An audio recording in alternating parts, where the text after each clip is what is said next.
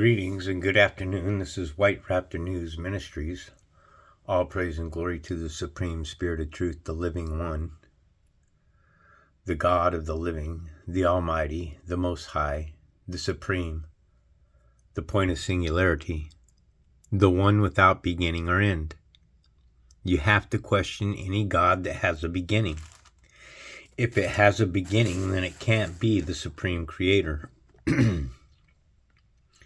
Now, can it? I don't believe so. So here we're at Samuel chapter 28. In those days, the Philistines gathered their forces to fight against Israel. Because now Achish said to David, "You must understand that you and your men will accompany me in the army." So David is now turning against his own people Israel. David said, "Then you will see for yourself what your servant can do." Achish replied, "Very well. I will make you my bodyguard for life." Saul in the medium at Endor. Now Samuel was dead, and all Israel had mourned for him and buried him in his own town of Ramah. Saul had expelled the mediums and the spiritists from the land, the sorcerers and witchcraft and the wizards from the land, tarot card readers, magic men. He expelled them all. The Philistines assembled and came and set up camp at Sunem, while Saul gathered all Israel and set up camp at Gilboa. When Saul saw the Philistine army, he was afraid. Terror filled his heart. He inquired of the Lord, but the Lord did not answer him by dreams or Urim or prophets. Saul then said to his attendants, "Find me a woman who is a medium, so I may go and inquire of her." "There is one in Endor," they said. So Saul disguised himself, putting on other clothes, and at night he and 2 men went to the woman. "Consult the spirit for me," he said, "and bring up for me the one I name." But the woman said to him, "Surely you know what Saul has done. He has cut off the mediums and spiritists from the land. Why have you set a trap for my life to bring about my death?"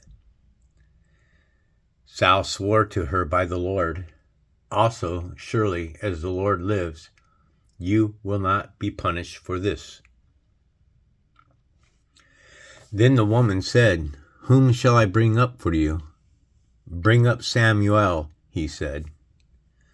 When the woman saw Samuel, and we're talking about someone talking to the dead. Now, this is an abomination to the Supreme Spirit. You can't find information from the dead, folks. You find information from the living. It's that simple. So she cried out at the top of her voice and said to Saul, "Why have you deceived me? You are Saul." The king said to her, "Don't be afraid. What do you see?" The woman said, "I see a ghostly figure come up out of the earth." A ghostly figure. Ghostly. Because she's talking to the dead, because the ghosts are the dead. "What does he look like?" he asked. "An old man wearing a robe is coming up," she said. Then Saul knew it was Samuel, and he bowed down and prostrated himself with his face to the ground before a dead spirit. Doesn't make sense to me. I prostrate myself to the ground to the living God, not a ghost. Samuel said to Saul, "Why have you disturbed me by bringing me up?" Wow. Now we're having conversations with the dead. "I am in great distress," Saul said. "The Philistines are fighting against me, and God has departed from me. He no longer answers me. Look over here. You see that? That is muted. Right there. I got it muted. And these people just, the minute I start talking about ghosts and things of that nature and exposing the dead for what they are, because you can't find righteousness in speaking to spiritists, witches, or warlocks.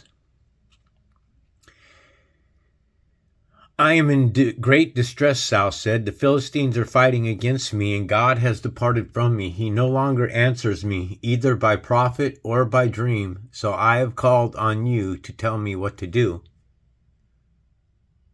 Samuel said, Why do you consult me, now that the Lord has departed from you and become your enemy?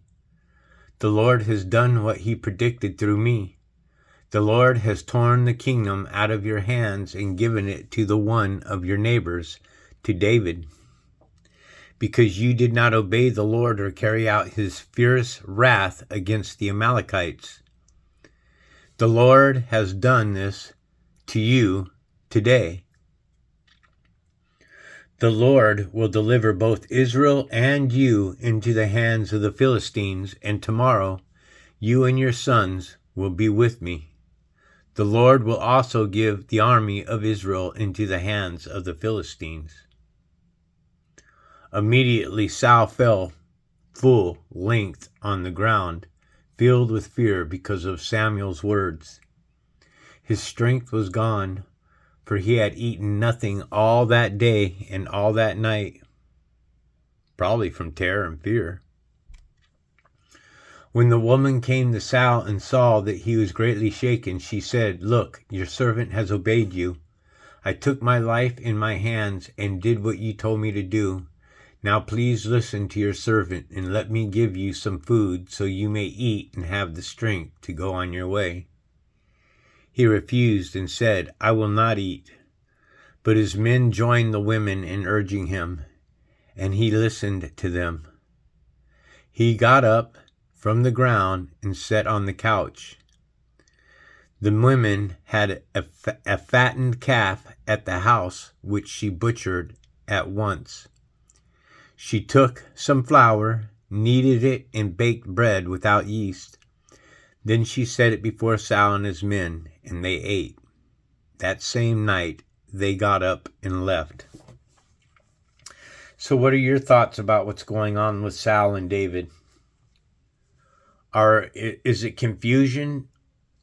A lot of confusion that's taking place in this Bible. The relationship between Saul and David has been, like I said in the last lesson, is a yo-yo. Saul loves David, and then Saul wants to destroy David. Saul loves David, wants to destroy David. Saul loves David, wants to destroy David. It's like a half dozen times in this book that it's happened. So it seems now that Saul's going to get what he has coming. So we'll end that on a short note as well. This is White Raptor News. All praise and glory to the Supreme Spirit of Truth, the Living One, the Almighty, the Most High, the point of singularity. I hope that my lessons help somebody out there, reach somebody out there, and that you can find truth in what it is I read and share. This is White Raptor News Ministries.